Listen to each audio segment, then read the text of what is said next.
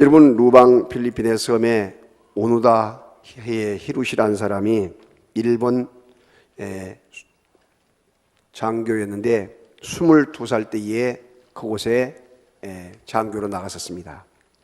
그런데 무려 29년이 지난 뒤에 1974년 52세의 나이로 그가 발견이 됐어요. 전쟁이 끝난 줄을 몰랐고 그 속에서 완전히 이와 같이 야인의 생활, 짐승과 같은 삶을 살게 되었습니다. 그래서 많은 사람들이 그에게 질문을 하고 물었습니다. 어떻게 살았느냐 했더니 시간이 언제 간 줄 모르고 지났다고 이야기를 했습니다. 여러분, 지금 예수님을 알지 못하고 부활의 소식을, 기쁜 소식을 알지 못하고 사는 사람들이 얼마나 많이 있는지 모릅니다. 그리고 비참하게 죽어가는 사람이 얼마나 많은지 몰라요. 그런데 예수 안에 살다가 예수님 믿고 천국 가는 것, 할렐루야, 큰 복이란 말이에요. 큰 복. 그리고 귀한 그 가족들도 얼마나 큰 복이고, 우리가 예수를 믿고 이 자리에 앉아있는 그 자체가 얼마나 행복인가, 할렐루야. 이것을 우리가 깊이 있게 알아야 돼요. 그래서 여러분, 이 복음을 뭐라고 이야기하느냐, 유앙겔리온, 기쁨의 소식이다 라고 이야기해요. 기쁨의 소식. 그런데 기쁨의 소식 가운데, 복음 가운데 가장 핵심이고 가장 중요한 복음이 뭐냐면 부활절이에요. 부활. 예수님의 부활. 그래서 어떤 종교보다도 차별을 둘 수 있고 어떠한 신앙보다도 가장 핵심을 이룬 것이 부활의 생명이 있는 이 귀한 이 기독교, 귀한 생명의 예수님인 것을 믿으시기를 바랍니다. 그래서 첫 번째 사람인 아담이 범죄함으로 말미암아 죽음을 가지고 왔어요. 사탄 원수 마귀가 가져다는 죽음을 통해서 고통하고 그 죽음을 가지고 협박을 하고 공갈을 해요. 질병을 가지고 공격을 하고 전쟁을 가지고 공갈을 하고 협박을 합니다. 그런데 놀라운 것은 예수님 안에 거하면서 예수님을 믿는 순간에 두 번째 아담으로 오신 예수님께서 이 사탄 원수 마귀가 가져다주는 이 죽음의 문제, 이 사망의 문제를 예수님께서 3일 만에 부활하시면서 완전히 깨트려버리고 이겨버린 것이에요. 할렐루야. 그래서 예수님을 믿는 그 순간 이 사망 권세가 우리를 공갈하고 협박하지 못하게 되었다 이 말이죠. 그런데 여러분 보세요. 예수님께서 딱 부활을 하니까 사탄 원수 마귀가 큰일 난 줄 알고 뭐라고 이야기하느냐, 예수님의 부활에 대한 것을 이들이 거짓으로 퍼뜨리기 시작해요. 뭐냐면 허위사실이다, 예수님의 부활은 거짓이다. 제자들이 로마 군인들에게 돈을 주고 예수님의 시체를 다른 곳으로 옮기고 거짓말했다라고 말을 퍼뜨리기 시작한 거예요. 또 어떤 사람들은 오인설을 이야기해서 여인들이 예수님의 시체에 향유를 드리러 갔으나 너무나 흥분하여 다른 무덤에 가게 되었다, 그렇게 또한 퍼뜨리기 시작했습니다. 그리고 기절설이라고 했어요. 예수님이 완전히 죽은 것이 아니라 잠깐 기절을 했다가 무덤에서 깨어나서 돌문을 열고 사라졌다라고 이야기를 해요. 여러분, 있을 수 없는 일이죠. 또 환상설을 이야기합니다. 제자들과 여인들이 너무나 피곤한 상태에서 환상으로 예수님의 부활을 보고 부활했다고 믿는 것이라고 이야기해요. 심지어는 신화설을 이야기하기도 합니다. 바벨론에서 부활의 신화가 내려오는데 제자들이 그것을 믿고 예수님이 부활했다라고 이렇게 꾸며 맞춘 것이다라고 이야기를 합니다. 그것은 누가 장난친 거냐, 사탄 원수 마귀들이 예수님의 부활을 가짜로 만들기 위해서 조장한 것을 믿으시기를 바랍니다. 그러나 여러분 분명히 기억해야 할 것은 우리는 성경 말씀이 바르게 증명해주고 있음을 믿으시길 바랍니다. 첫째, 예수님이 직접 내가 죽었다가 3일 만에 부활할 것이라고 직접 말씀을 하고 있습니다. 여러분, 마가복음 8장 31절에 인자가 많은 고난을 받고 장로들과 대제사장들과 서기관들에게 버림받아 죽임을 당하고 3일 만에 살아나야 할 것을 그들에게 가르치시니라고 이야기해요. 예수님께서 죽임을 당하시고 고통을 당하시고 3일 만에 다시 부활하신단 말이죠. 예수님께서 직접 말씀하고 있는 것이 한 군데가 두 군데가 아니라 많은 곳에서 예수님께서 복음서마다 말씀하고 있는 것을 믿으시기를 바랍니다. 왜? 부활이 너무너무나 중요하기 때문이에요. 여러분 한번 생각해 보세요. 세상에 어떤 사람이 내가 3일 만에 다시 죽었다가 살아날 것이다 말한 사람이 누가 있겠습니까? 웃기는 사람이고 정신 이상자처럼 여기죠. 그런데 정신 이상자가 실제 있었습니다. 누구냐? 여러분, 안산홍이라고 하는 이 교주가 있어요. 하나님의 교회. 내가 죽고 나면 절대 시신을 만지지 말라. 내가 3일 만에 다시 살아날 것이다. 그래서 숨이 끊어졌는데 3일 동안 시체를 방치해놨어요. 그런데 여러분, 살아날 기미가 안 보여. 3일이 지나고 4일, 4일, 5일 지났는데 아무 소식이 없고 서봉장한 썩은 냄새가 나자 장례를 할 수 없이 치렀어요. 그런데 그 부인되는 장길자라는 그 부인이 너무나 속이 뒤집어지고 한숨이 나온단 말이죠. 이 많은 다른 사람들 어떻게 할 것인가 생각하다가 머리를 굴리면서 생각을 합니다. 아하, 그렇다. 하나님은 남자만, 아버지만 아니라 어머니도 된다. 그래가지고 하나님 어머니 교회가 나온 것이 하나님의 교회예요. 하나님의 교회. 안식일 교회에서 파생이 되는데, 여러분 광주 여기 수안 지역도 마찬가지고 광주에 또한 전국적으로 얼마나 많이 지금 어머니 교회가 있는지 몰라요. 그런데 그 어머니 교회는 안식일 교회에서 파생이 되기 때문에 토요일 날 예배를 드려요. 토요일 날. 그리고 나머지 주일날은 기존 교회로 가서 숨어 들어가 가지고 가서 봉사도 하고 심지어 찬양대도 하고 다 하면서 사람을 끌어가기 시작해요. 그런데 거기 사람들의 특징이 뭐냐? 전도를 할 때 인물이 좋은 사람, 많이 가진 사람, 또한 젊고 예쁜 사람, 나이가 많거나 몸에 장애가 있거나 가진 것이 적은 사람은 전도도 하지 않아요. 그렇게 구별을 두기 때문에 많은 사람들이 거기 가는 것을 기가 막히게 자랑으로 알고 영광으로 알게 된단 말이죠. 여러분, 거기서 초청 안 받게 된 거 감사하시기 바랍니다.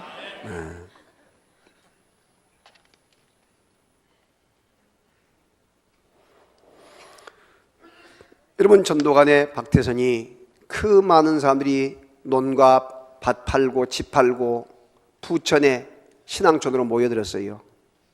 그런데 그 결과가 뭐예요? 시집도 가지 않고 장가도 가지 않고 그곳에 가서 10년 머슴살이처럼 해주면서 신앙촌 이불을 비롯해서 그 많은 그 돈도 받지 않고 엄청나게 노동력을 제공해서 만들었지만은, 여러분, 박태선이 어떻게 해요? 바로 비참하게 죽잖아요. 그 결과 다 흩어지고 말아요. 심지어는 아버지 그 문선명의 이름으로 기도를 하고 그렇게까지 한 그 문선명이 죽으니까 어떻게 됩니까? 평화의 사도라고 하고 다니면서 그 폼 잡고 교황처럼 그 하고 다니는 그가 죽어버리니까 어떻게 돼요? 뭐 남는 것이 뭐 있어요? 아무것도 없잖아요. 여러분, 사람은 아무 의미가 없는 거예요.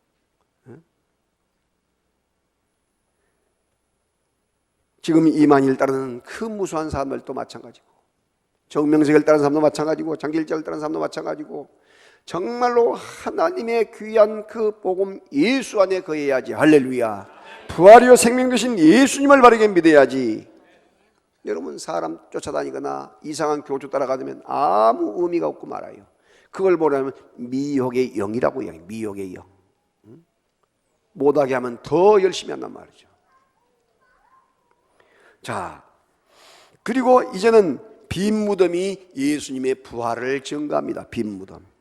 마가복음 16장 1절 2절에 안식일이 지남에 막달라 마리아와 야고보의 어머니 마리아와 또 살로메가 가서 예수께 바르기 위하여 향품을 사다 두었다가 안식 후 첫날 매우 일찍이 해 떠날 때에 무덤에 가며 했습니다.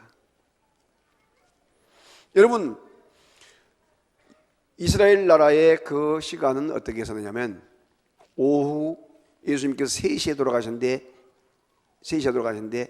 6시가 되면, 저녁 6시가 되면 다음 날로 들어가요. 안식일 날로 들어간단 말이죠. 안식일 날로. 다음 날로 들어가요. 그렇기 때문에 시체를 안식일에 나무에 매달려 두면 안 돼. 예수님이 시체가 나무에 달려있으니까 아리마대 요셉이 아주 관원이고 지금의 국회의원과 같이 법을 만들고 재판을 하고 집행을 하는 그와 같은 위치가 있는 아주 공회원 중에 한 사람인 이 아리마대 요셉이 구약에서 부자의 묘실에 구세주 예수님이 들어갈 것을 예언한 그대로 여러분 아리마대 요셉이 빌라도에게 가서 시체를 나무에 매달아 두게 된 것은 안식일 법을 어기는 것이니 내게 내려달라고 이야기해요. 그래서 확인하고 내려줍니다. 그래서 이 아리마대 요셉이 자기 무덤에다가 넣는데 무덤이 어떤 모양이냐면 땅을 파서 이렇게 밑에다가 묻는 매장이 아니고 그 큰 바위 있잖아요. 바위를 이와 같이 뚫고 옆으로 들어가요. 옆으로. 그래가지고 거기다가 시체를 딱 넣게 되면 거기 날씨가 보통 낮에는 40도, 50도, 어떤 때는 60도까지 올라가면서 완전히 바위가 뜨거운 것 같은 온돌 찜질방처럼 되어 있어요. 그래서 시체를 딱 넣게 되면 사람의 수분이 쫙 말라지면서 미라가 돼요. 미라가. 그래서 관뚜껑을 엄청난 큰 돌로 굴러가지고 딱 정문을 막아놓으면 누구도 굴릴 수 없도록 이렇게 만들어 놓는단 말이죠. 그러니까 예수님께서 그 무덤에 지금 아리마대 그 부자의 무덤에 들어가 있는 거예요. 그러니까 여인들이 오면서 그 엄청나게 그 여러 사람이 움직여야 될 그 돌문을 누가 굴러줄 것인가 걱정을 하고 지금 오고 있단 말이죠. 3절에 서로 말하되 누가 우리를 위하여 무덤에서 돌을 굴러주리요 하나니 4절에 눈을 들어본 즉 벌써 돌이 굴러져 있는데 그 돌이 심히 크더라. 마태복음 28장 2절에는 큰 지진이 나며 주의 천사가 하늘로부터 내려와 돌을 굴러내고 그 위에 앉았는데, 그러니까 돌을 굴른 자가 누구냐면 지진이 나게 해서 천사가 그걸 굴렀단 말이죠. 할렐루야. 그래서 여러분 빈 무덤, 예수님의 무덤이 비어 있어요. 그래서 예수님의 시체가 보이지 않고 무덤이 비어 있는 그 놀라운 그 빈 무덤이 예수님의 부활을 증명하고 있는 것이에요. 여러분, 불교 석가모니 무덤이 인도의 능수에 있습니다. 공자 무덤이 중국 산동성에 있어요. 마호메트 무덤은 메카에 있습니다. 그러면서 자랑을 합니다. 인도의 선교사로가 있는 스테니 존스에게 무슬림 신자가 와서 우리 기독교인들이 가지고 있지 못한 것을 우리는 가지고 있어. 뭐요? 했더니 메카에 가게 되면 우리 마호메트 이 우리의 귀한 교주의 무덤이 크게 자리 잡고 있어 자랑을 하고 있어. 그때에 스테니 존스가 말합니다. 그것이 바로 차이점이요. 당신들은 무덤을 가지고 있지만은 우리가 믿는 예수님은 부활하시고 나서 빈 무덤이 비어 있는 것이 우리의 특징이요. 할렐루야. 그렇게 말씀을 했습니다. 여러분 성지순례를 가서 예수님의 무덤에 빈 무덤에 들어가서 봐요. 저도 들어가서 딱 봤더니 얼마나 감동이 된지 몰라요. 여러분 지금도 예수님의 무덤은 비어 있음을 믿으시기를 바랍니다. 이것이 부활의 증거란 말이에요. 부활의 증거. 또한 천사들이 예수님의 부활을 증거합니다. 마태복음 16장 5절에 무덤에 들어가서 흰옷을 입은 한 청년이 우편에 앉은 것을 보고 놀랐습니다. 마태복음 28장 5절에도 흰옷을 입은 청년은 하나님이 보낸 천사로 예수님의 무덤에 있는 돌을 굴려준 천사라고 이야기를 하고 있습니다. 오늘 본문 6절에도 청년이 이르되 놀라지 말라 너희가 십자가에 못 박힌 나사렛 예수를 찾는구나. 그가 살아나셨고 여기 계시지 아니하니라. 천사가 증명을 해요. 사랑하신 여러분, 살아계신 우리 주님은 지금도 무덤에 계시지 아니하고 3일 만에 부활하셔서 영광의 보좌 우편에 계신 것을 믿으시기를 바랍니다. 뭐하고 계세요?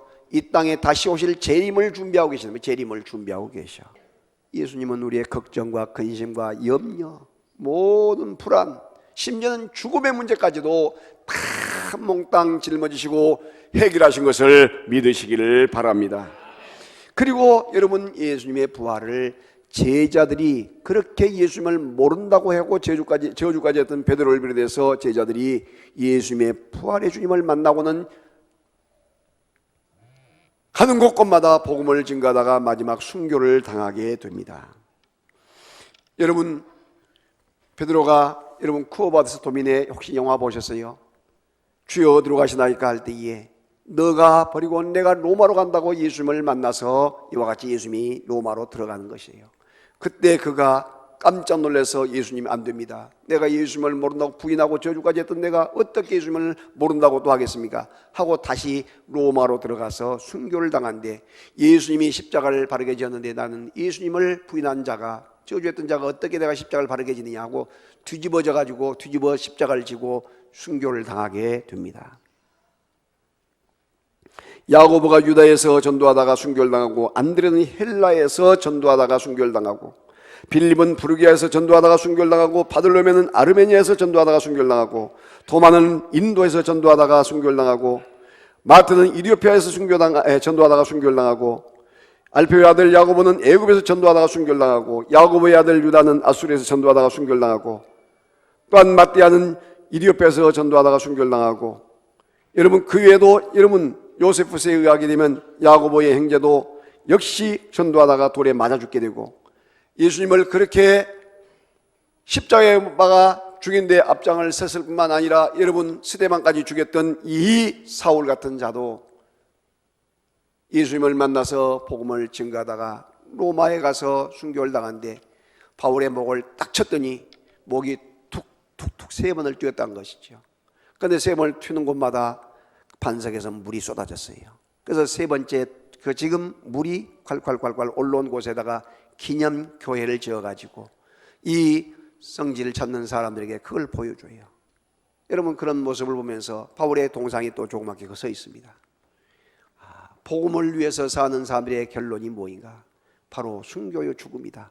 그러면서도 여러분 생명을 건 복음을 이야기하고 있음을 믿으시기를 바랍니다.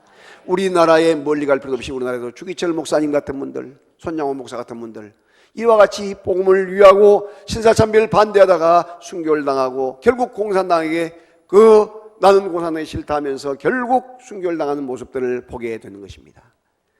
사랑하신 여러분, 제자들이 예수님의 살아계심을 증거하고 있을 때에 우리들도 예수님의 부활을 증거할 수 있는 증인들이 되어져야 할 줄로 믿습니다. 또한 기독교의 부흥과 번성이 예수님의 부활을 이야기하고 있습니다. 2000년 전 예루살렘에 시작된 기독교가 그 핍박이 있고 그 엄청난 어려움이 온데도 전 세계에 퍼져서 복음이 전파되고 있는 거예요. 여러분 1884년 우리나라에 복음이 들어올 때 얼마나 우리나라가 가난하고 비참했는지 아십니까? 아프리카보다 더 심했어요. 남자는 40, 평균 수명이 40, 여자는 50. 그래서 회갑이 들어오게 되면 기적으로 알고 온 동네 사람들이 이 회갑 잔치를 한 나라가 우리나라입니다. 얼마나 우상이 많고 얼마나 무당 단골레들이 많았는지 국가 1년 예산보다도 여러분 놀랍게도 이와 같은 미신에게 갖다 바친 돈이 더 많았다고 이야기해요. 통계해 보게 되면. 그렇게 가난뱅이 나라 비참한 우리나라에 선교사들이 복음을 들고 왔어요. 그래서 금주령을 내리고 이와 같이 너무나 이 술에 망하니까 금주령을 내리고 축첩제도 부인을 2사람 3사람 얻는 것을 보고 그것을 못하게 하고 그리고 여러분 그 미개한 비참하게 죽어가는 그 사람들에게 서양의 최신 그와 같은 약을 가져오고 주사를 가져오고 이렇게 해서 여러분 치료를 해요. 치료를. 광주 기독병원이 어떻게 세워진지 아십니까?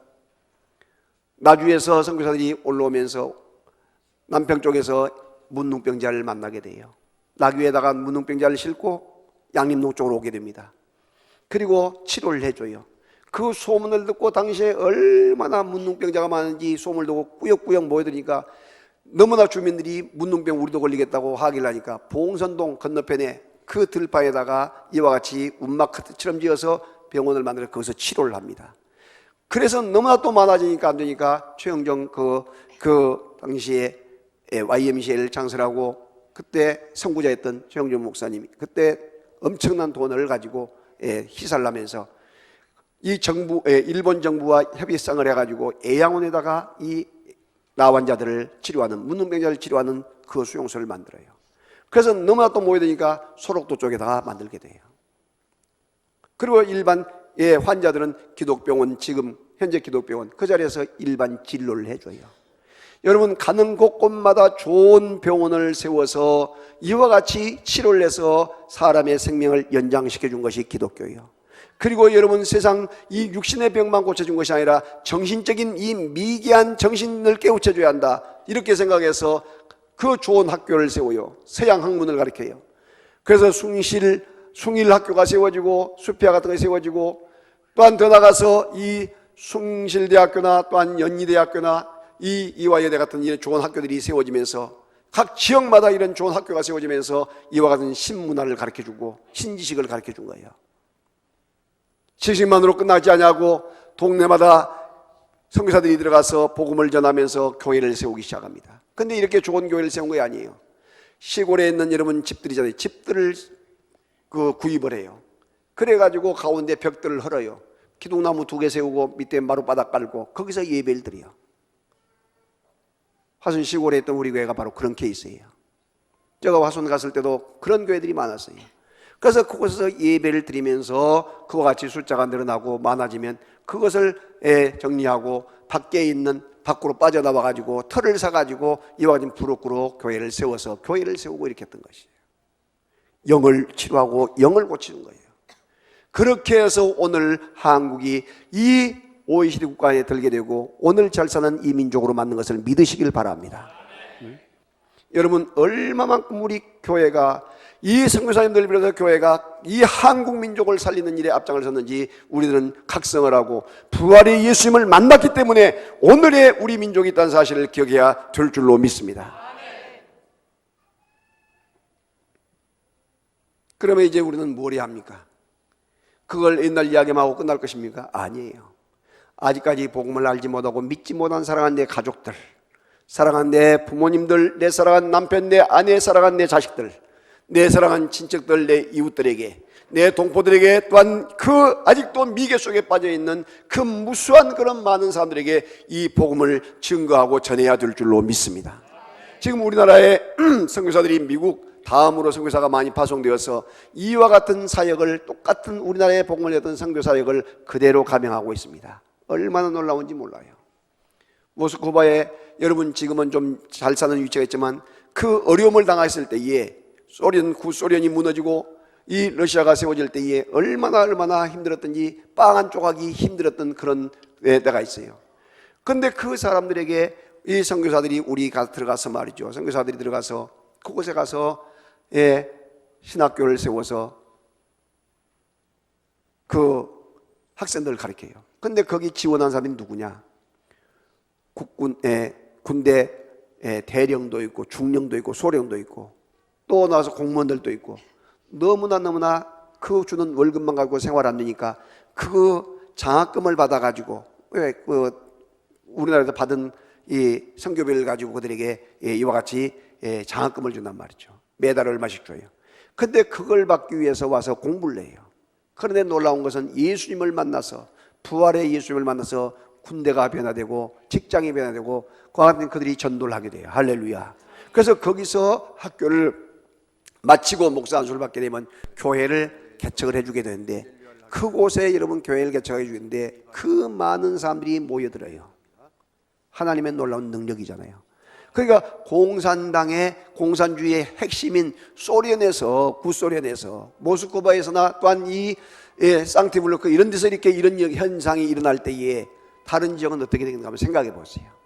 하나님께서 우리 민족을 통해서 큰 역사를 이루시고 우리 교회를 통해서 역사를 이루시고 이 민족을 통해서 하나님의 놀라운 살리는 역사가 있게 된다는 사실을 믿으시기를 바랍니다. 우리는 정말로 정신을 차려서 생명의 예수님을 뜨겁게 우리 마음속에 모시고 이제는 복음을 증거하는 믿음의 사람들로 세워져야 할 줄로 믿습니다. 우리의 삶의 자리가 어떤 자리입니까? 이제 마지막 때가 되었다고 다 이야기해요. 자연과 환경 그리고 또한 모든 사람들이 이구동성으로 이야기합니다. 인심이 변해가고 자연 환경이 바꿔져 갑니다. 여러분 냉장고에 얼음이 다 녹아버리면 냉장고에 쓸모가 없는 것처럼, 완전히 물바다가 된 것처럼 지구에 지금 얼음들이 녹아져 가지고 온난화 현상으로 지금 큰 문제를 가지고 오고 있습니다. 마지막 때가 되었다고 이야기하고 있어요. 이때에 여러분 세상적인 것을 바라보지 마시고 부활의 주님의 증인으로 살아가기를 결단하면서 더욱 깨어서 기도하는 장부의 믿음으로 살아갈 수 있기를 주님의 이름으로 축원합니다.